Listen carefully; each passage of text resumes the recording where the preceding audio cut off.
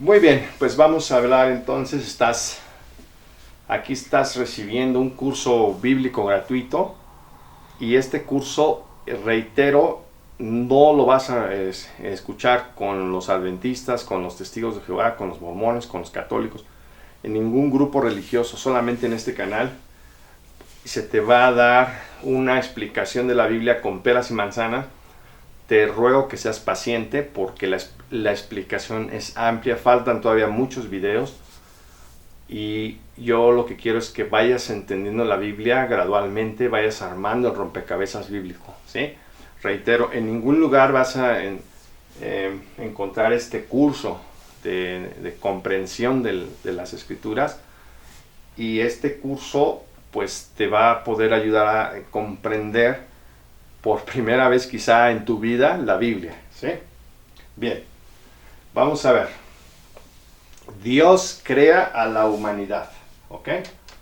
Dios crea a la humanidad y Dios crea a la nueva humanidad. En Génesis se crea Adán y Eva, y en Apocalipsis se crea la nueva humanidad, las profecías bíblicas. Vamos a ver primero lo que dice el Génesis. Génesis 1, 26 al 31, la Biblia Latinoamérica. Y dijo Dios: hagamos al hombre en nuestra imagen conforme a nuestra semejanza, y ejerza dominio sobre los peces del mar, fíjate, sobre las aves del cielo, o sea, sobre lo que ya se había creado, sobre los ganados, sobre toda la tierra y sobre todo reptil que se arrastra sobre la tierra. Creó pues Dios al hombre a imagen suya, a imagen de Dios lo creó, varón y hembra los creó. Y los bendijo Dios y les dijo: sed fecundos y multiplicaos, y llenad la tierra y sojuzgadla. Ejerced dominio sobre los peces del mar, sobre las aves del cielo y sobre todo ser viviente que se mueve sobre la tierra. De nuevo, sobre lo que ya se había creado en los días previos, creativos. Y dijo Dios: y he aquí que yo os he dado toda planta que da semilla que hay en la superficie de toda la tierra, y todo árbol que tiene fruto que da semilla. Esto servirá de alimento, que se habían creado en el día tercero. Y a toda bestia de la tierra y a toda ave de los cielos y a todo lo que se mueve sobre la tierra y que tiene vida les he dado toda planta verde para alimento. Y fue así, y vio Dios todo lo que había hecho, y aquí que era bueno en gran manera. Y fue la tarde y fue la mañana, el sexto día. Otra vez, la tarde, la parte de oscuridad; la mañana, la parte de luz. ¿Ok? Son dos hemistiquios. Bien, entonces, aquí este pasaje tiene mucho que comentar, pero voy a resumirlo lo más posible. Dice: hagamos al hombre a nuestra imagen y semejanza. Está hablando en plural. Bueno, si vemos pasajes como Colosenses 1, 15 al 17 o Juan 1, 1 al 18, pues el Hijo de Dios, Jesucristo, le ayudó a su Padre en la creación de todas las cosas, ¿no? La palabra de Dios, el verbo de Dios. Entonces, por ejemplo, aquí Colosenses 1, 15 al 17 menciona lo siguiente. Dice así: Él, o sea Jesús, es la imagen del Dios invisible. Así como Adán y Eva fueron creados a la imagen y semejanza de Dios, Jesús es la imagen del Dios invisible, el primogénito de toda la creación. Porque por medio de Él, todas las cosas fueron creadas en los cielos y sobre la tierra. Las cosas visibles y las cosas invisibles, no importa que sean tronos o señoríos o gobiernos o autoridades. Todas las cosas han sido creadas mediante Él y para Él. ¿Sí? También Él es antes de todas las cosas, y por medio de Él se hizo que todas las cosas existieran. Y Él es la cabeza del cuerpo, la congregación. Él es el principio, el primogénito entre los muertos, para que llegara a ser el que es primero en todas las cosas. ¿Ok?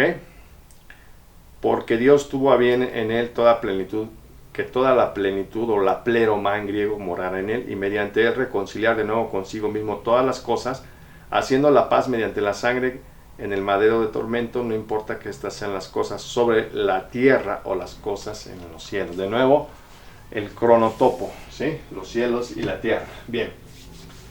Entonces aquí, este lenguaje de Colosenses está utilizando el lenguaje de la nueva creación. Adán fue creado a la imagen y semejanza. Cristo es la imagen y semejanza del Dios invisible. A través de Adán fue nombrado el soberano de lo que se había creado, los animales, los reptiles, ¿sí? Las aves, los peces, y se les dio el alimento, la vegetación, y también a las bestias salvajes. Entonces se puede decir que originalmente el plan de Dios era que fuéramos vegetarianos, según este pasaje, ¿sí? Entonces, la gran comisión que le da Dios a Adán es que sean fructíferos, se hicieran muchos, llenaran la tierra y la sojuzgaran. Sojuzgarla significa tenerla en sujeción como soberanos. Aquí Dios está compartiendo su soberanía con el hombre, con la humanidad. Los creó macho y hembra, ¿sí?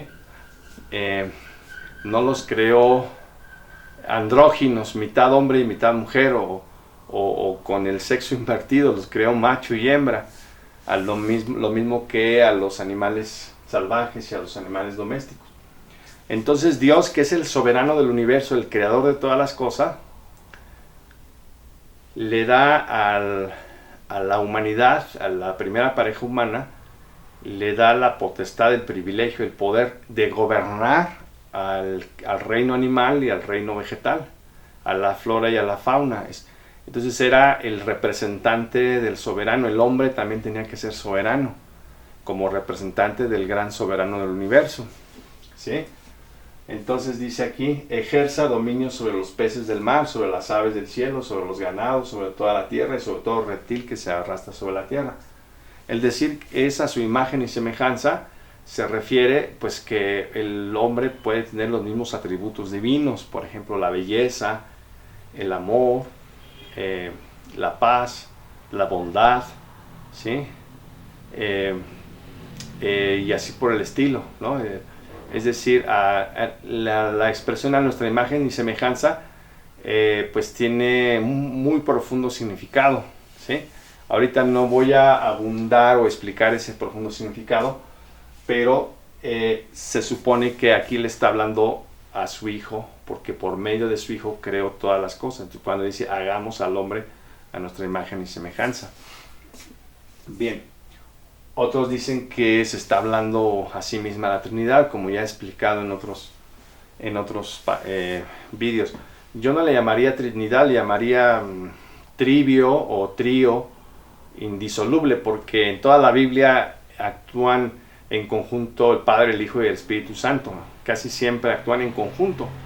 Entonces es un trío o un trivium indisoluble. O sea, indisoluble significa que no se pueden separar el uno del otro. Yo no le llamaría Trinidad, como ya le he explicado, porque la palabra Trinidad tiene muy fuertes connotaciones teológicas, eclesiásticas y filosóficas. Pero bíblicamente, en sentido estricto, es simplemente una trilogía, un trivium que es indisoluble, ¿sí? Bien, entonces, aquí se le da la gran comisión, así como Jesucristo les dice: ya he resucitado y ahora les doy la comisión, vayan y hagan discípulos de gente de todas las naciones y bautícelos en el nombre del Padre, del Hijo y del Espíritu Santo, Mateo 28, 19, 20, y estoy con vosotros hasta el fin del mundo. Así como les da la gran comisión a sus discípulos, aquí el Creador le da la gran comisión a la primera pareja humana: sed fructíferos, hacedse muchos, llenen la tierra y gobiernenla. Ellos tenían que ser soberanos junto con el gran soberano, ¿sí? Entonces la soberanía Dios se la dio a la primera pareja humana para que fuera soberana de todo el planeta. Fíjense qué enorme privilegio, qué bendición. Pero como ya vimos, esa soberanía que el hombre tenía originalmente se le quitó y se le fue dada ¿a quién crees? A Satanás. Eso después lo voy a explicar. Por eso Satanás decía: todos los reinos son míos y yo le puedo dar la soberanía, el gobierno a quien yo quiera, porque el gobierno se le dio a Satanás. Pero Jesucristo vino para destruir las obras de Satanás, y en Apocalipsis 11, cuando se toca la trompeta, la séptima trompeta se dice, el reino del mundo ha llegado a ser el reino de nuestro Señor y de su Cristo, y Él reinará para siempre jamás. Ahí ya se le quita el reinado a Satanás y empieza a reinar Dios con Cristo, ¿sí? El reinado de este planeta. Entonces, ahorita gobierna el diablo, por eso hay tantos problemas en la humanidad, porque el diablo es el que gobierna, ¿sí? Aquí dice Lucas capítulo 4, te lo voy a recordar ahorita que me vino a la memoria. Lucas capítulo 4, que ya cité también, dice de la siguiente manera. Dice, son las tentaciones de Jesús, ¿verdad? Dice, de modo que lo llevó, es Lucas 4, 5 en adelante. De modo que lo llevó hacia arriba y mostró todos los reinos de la tierra habitada en un instante de tiempo. Y el diablo le dijo, te daré toda esta autoridad y la gloria de ellos, porque a mí me ha sido entregada y a quien yo quiera se la doy. Por eso si tú haces un acto de adoración delante de mí, todo será tuyo. Respondiendo Jesús le dijo, está escrito, es a Jehová tu Dios a quien tienes que adorar, y es solo a Él a quien tienes que rendir servicio sagrado. Entonces aquí Jesús está citando de Éxodo 23, de los 10 mandamientos, ¿sí? Que solamente a Yahvé, a Jehová se debía de adorar. Y también cita Deuteronomio 6:13, ¿ok? Entonces, que es una especie de repetición de los 10 mandamientos. Entonces, dice el diablo aquí, ¿no? Porque a mí me ha sido entregada y a quien yo quiera se la doy. ¿Ok? Entonces, lo que estaba haciendo de hacer el diablo era hacer su aliado, una alianza con Jesús para gobernar, porque este reinado se le quitó a Adán y Eva y se le dio a Satanás, ¿sí? Entonces Satanás le daba el gobierno de las potencias políticas y los imperios a quien él quería dárselo hasta la fecha, pero ese reinado ya se le va a quitar a Satanás, ¿sí? Bien, ¿ok? Recuerda lo que te cité en Apocalipsis capítulo 11, cuando se toca la séptima trompeta, dice de la siguiente manera, Apocalipsis capítulo 11. Dice el séptimo ángel, el versículo 15 en adelante, y el séptimo ángel tocó su trompeta y en el cielo ocurrieron voces fuertes que decían, el reino del mundo sí llegó a ser el reino de nuestro Señor, o sea, de Yahvé y de su Cristo, y Él reinará para siempre jamás. ¿Sí? Y los 24 ancianos que estaban sentados en sus tronos delante de Dios cayeron sobre sus rostros y adoraron a Dios y dijeron, te damos gracias, Jehová Dios, el Todopoderoso, aquel que eras y que eras, aquel que eres y que eras, porque has tomado tu gran poder y has empezado a reinar. Pero las naciones se iraron y vino tu propia ira y el tiempo señalado para que los muertos sean juzgados y para dar su galardón a tus esclavos los profetas y a los santos y a los que temen tu nombre, a los pequeños y a los grandes, para causar la ruina de los que están arruinando la tierra. Entonces ya se está llegando el tiempo en que esta potestad, este gobierno que se le quitó a Adán y Eva y se le dio a Satanás, ahora se le va a quitar a Satanás para retomarlo por Dios y por Cristo. Entonces Dios creó a la humanidad, macho y hembra los creó, dice aquí el Génesis, en la parte B, o en la segunda parte del sexto día creativo. Aquí Dios crea al ser humano a su imagen y semejanza. Y bueno, aquí hay que entender algo muy importante, que la tabla de días creativos de Génesis 1 solamente es un esquema, es una sinopsis, pero ya el capítulo 2 entra ya en más detalles sobre el jardín de las delicias y sobre la creación de Adán y Eva y otros aspectos, ¿verdad? Bien, entonces aquí tenemos la creación de Adán, ¿sí? La creación de la primera pareja humana. Y ahora vamos a ver cómo Dios crea a la nueva humanidad, ¿sí? Dice Apocalipsis 22, 14 y 15. Fíjate lo que dice aquí, Apocalipsis 22. Porque Colosenses 1, 15 al 20 ya lo he leído. Bueno, voy a leer Isaías 9, 6 y 7, que también ya es un pasaje muy conocido. Dice, porque un niño nos ha nacido, que es Jesús, un hijo se nos ha dado, y el regir principesco vendrá a estar sobre su hombro, y por nombre se le llamará maravilloso consejero, Dios poderoso, Padre eterno, príncipe de paz. De la abundancia del regir principesco y de la paz no habrá fin, sobre el trono de David y sobre su reino, a fin de establecerlo firmemente y sustentarlo por medio del derecho y por medio de la justicia, desde ahora en adelante y hasta tiempo indefinido. El celo de Jehová de los ejércitos hará esto.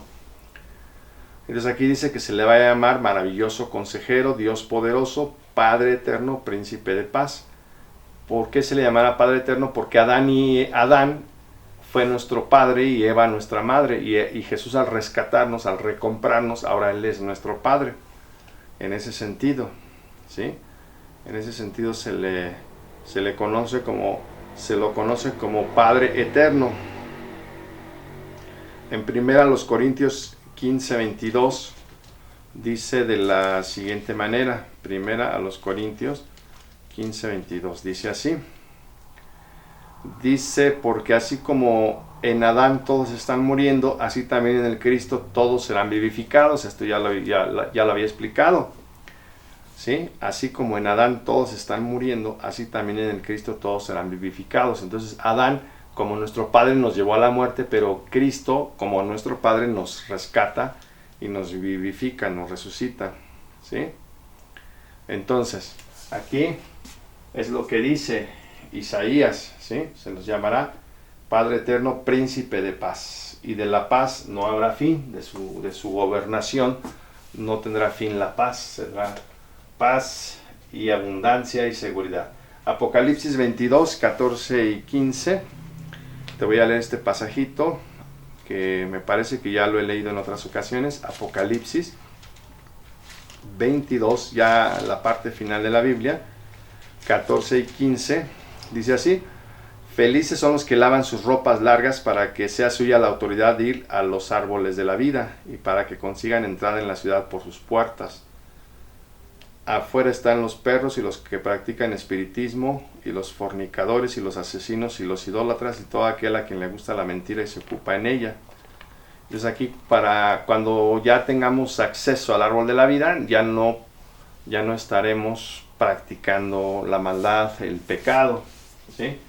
Entonces esta es una nueva humanidad que ya no tendrá pecado, que ya tendrá a un nuevo Padre, que es el último Adán, Jesucristo, que tendrá una nueva madre, que no es la nueva Eva, que vendría siendo precisamente la congregación cristiana, los que van a gobernar con Cristo en el cielo. Efesios 4, 23 y 24.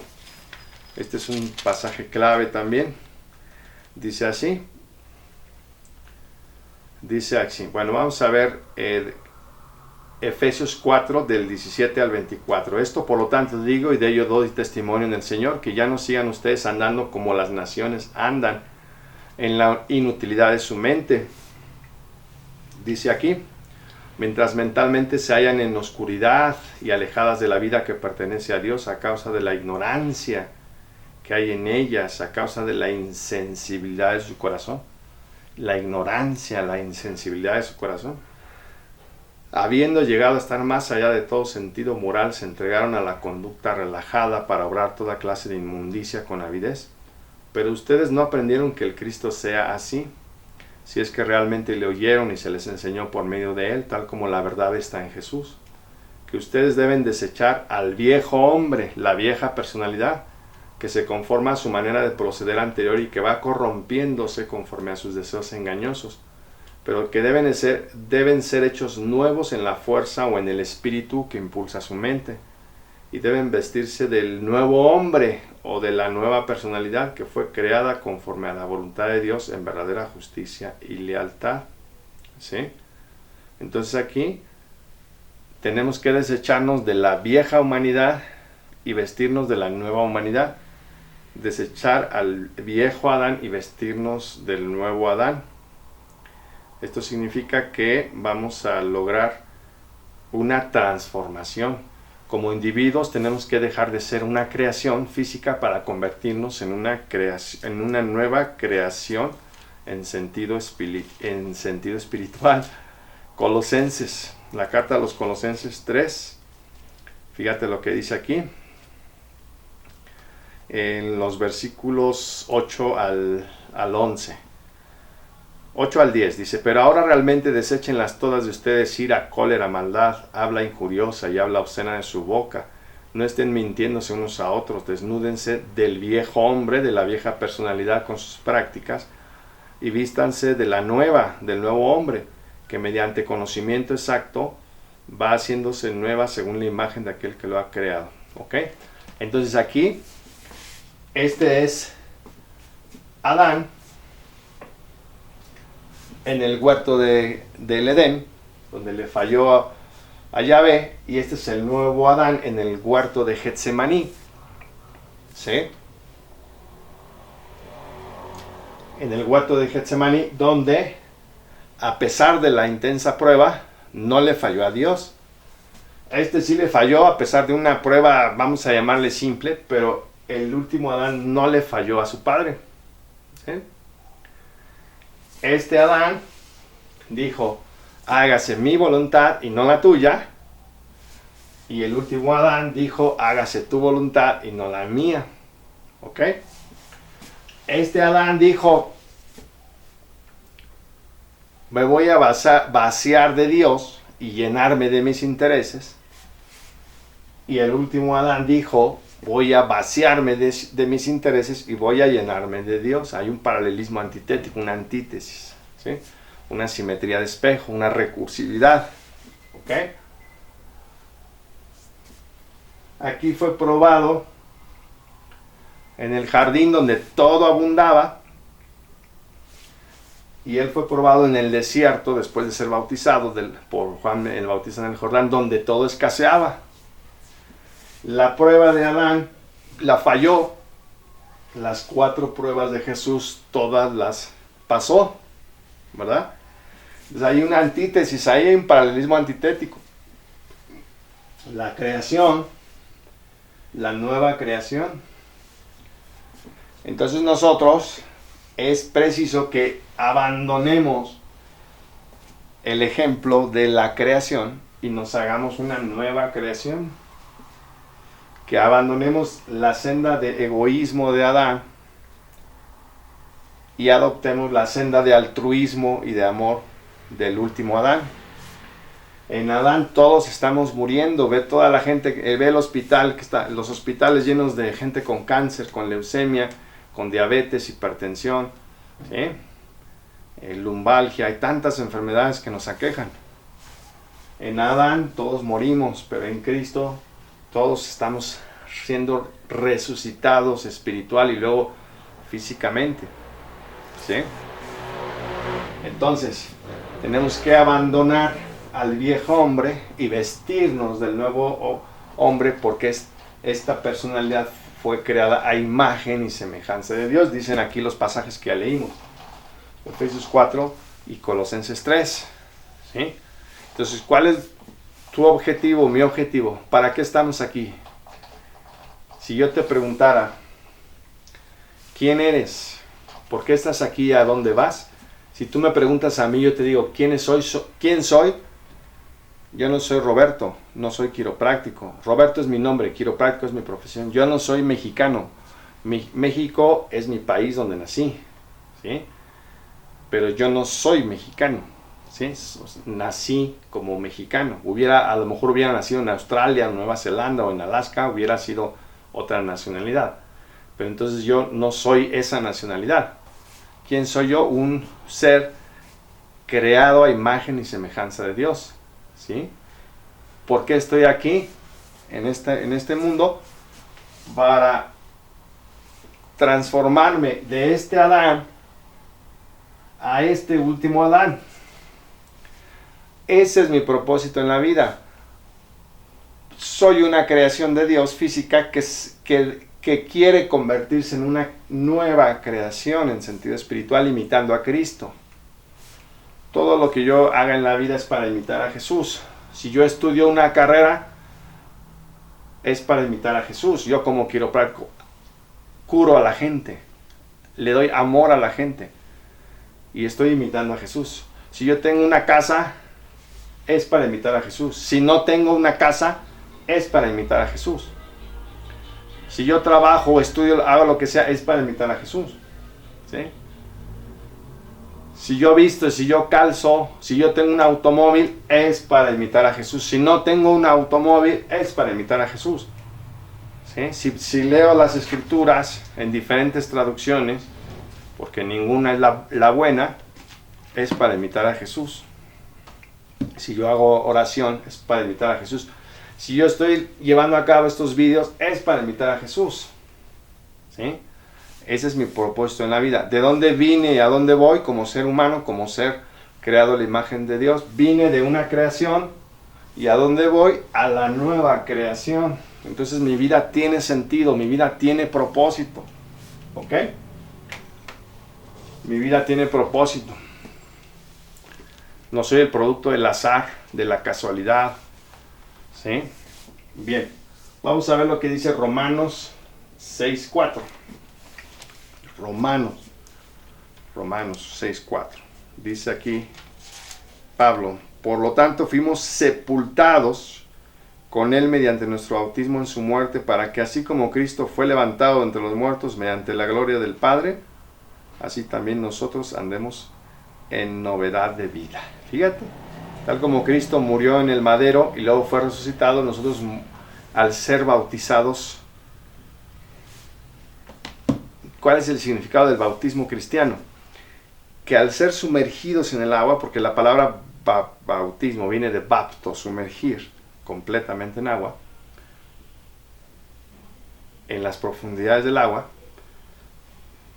cuando somos sumergidos físicamente en el agua, durante el bautismo cristiano, ahí muere este Adán, ahí queda sepultado, ¿ok? Y cuando salimos del agua, empieza a vivir en nosotros el último Adán, el Mesías.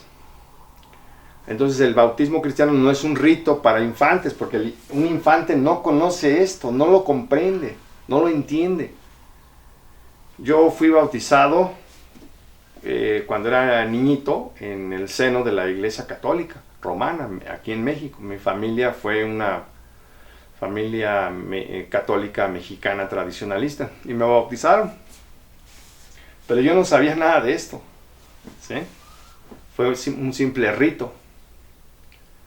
Después me bauticé en el grupo religioso de los Testigos de Jehová y ya tenía un mayor entendimiento de lo que significaba el bautismo. En ese tiempo yo tenía 17, 18 años de edad. 18 años de edad, casi recién cumplidos. ¿Sí? Pero a pesar de eso, durante muchos años, durante décadas, jamás entendí esto. Jamás entendí que yo, al bautizarme, al sumergirme en agua, abandonaba yo a la senda de Adán, que se amó más a sí mismo y se olvidó de Dios, y ahora me convertía en una copia, por supuesto imperfecta, del último Adán, quien se negó a sí mismo y se llenó de Dios. Entonces aquí el bautismo, como dice Pablo en Romanos 6:4 que acabamos de leer, el bautismo significa que este hombre ya quedó sepultado en el agua y ahora emerge este nuevo hombre. ¿Sí? Vamos a ver Romanos 7:6. Romanos 7:6 dice aquí de la siguiente manera. Yo no entendía eso, hasta ahora décadas después lo vine a entender. Pero ahora hemos sido desobligados de la ley de Moisés, de la Torá, porque hemos muerto a aquello por lo cual se nos tenía sujetos, para que seamos esclavos en un sentido nuevo por el Espíritu. En un sentido nuevo por el Espíritu y no en el sentido viejo por el código escrito. Entonces aquí el código viejo, la Torá, la ley de Moisés, muere aquí, en el madero de Cristo. ¿Sí? Aquí es nuestra muerte y aquí es nuestra resurrección espiritual. Aquí es el gobierno de la muerte y de la Torá. Aquí es el gobierno del Espíritu y del Mesías. Qué profundo es el significado del bautismo, no es cualquier cosa. Incluso he pensado en volverme a bautizar, pero ya entendiendo esto. pero lo entiendes hasta que ya llevas a cabo una investigación más cabal de las escrituras. Y sí me gustaría bautizarme, que alguien me bautizara, porque me bauticé como católico, me bauticé como testigo de Jehová, pero me bauticé bajo los paradigmas de un grupo religioso sectario, sea el catolicismo o los testigos de Jehová, pero no me bauticé conforme a una comprensión de las escrituras, a una comprensión más profunda, más cabal. ¿Ok? Por eso dice Romanos 12:2, transfórmense, rehaciendo su mente, para que ustedes mismos prueben lo que es la buena y la acepta y la perfecta voluntad de Dios, dice la traducción del Nuevo Mundo. La palabra transfórmense es un derivado de metamorfosis. Tenemos que aquí transformarnos, vivir la metamorfosis de la mariposa. Aquí éramos una larva, una oruga que se arrastraba dejando baba, y aquí está la pupa, nuestra muerte. La pupa es como la sepultura de esa, es como una cápsula fibrosa donde muere la oruga, y de ahí nace la mariposa. Aquí está la nueva creación. La mariposa monarca es cuando empezamos a imitar a Jesús, ¿sí? Ese es el verdadero significado del bautismo. Bien, pues te dejo en este video, no te pierdas el siguiente, porque te voy a hablar un poco, solamente un poco, sobre las correspondencias entre Adán y Jesús, ¿ok? Entonces no te lo pierdas, por favor, y vas a ver cómo todo empieza a tener sentido. El rompecabezas ya se empieza a armar de manera maravillosa, pero todavía ni siquiera iniciamos, ¿sí? Así que esto solamente es un prólogo, es un curso propedéutico. Lo que viene es todavía más bonito y más interesante que esto que hemos analizado en todos estos vídeos. Así que no te pierdas este tema, ojo por ojo y diente por diente. Aquí está Jesús y Adán y Eva, ¿sí? Vamos a ver qué correspondencias simétricas hay entre ambos, pero lo voy a mencionar de manera breve, ¿vale? De manera sinóptica, no te lo pierdas.